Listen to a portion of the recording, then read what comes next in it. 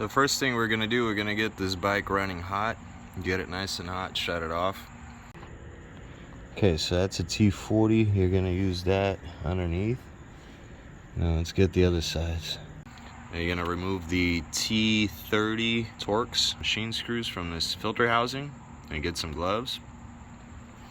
I have these Milwaukee gloves we're gonna use so I don't burn myself. I'm gonna replace the filter.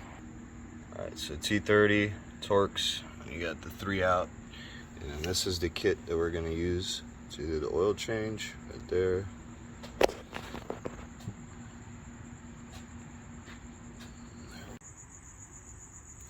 So we got a new gasket on, got a little oil on it, new filter in the housing, clean the housing, ready to put it all back together here on this end, and the bolt drain plugs are still out and it's still dripping a little bit.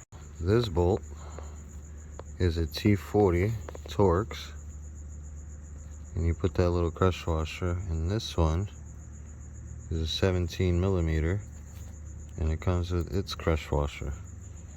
Okay, and here's the tools. There's a 17, T30, and a T40, or the other way around, and a little ratchet. Can't recommend this kit enough. Torx kit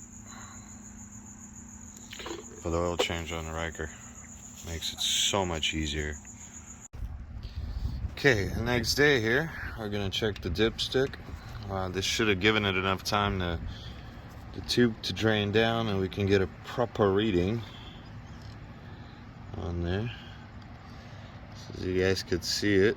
It's at the min mark. Come on, phone, focus.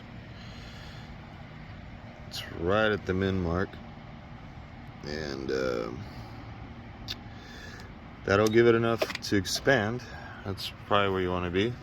Then once you ride it, get it up to operating temperature, then you can check it again.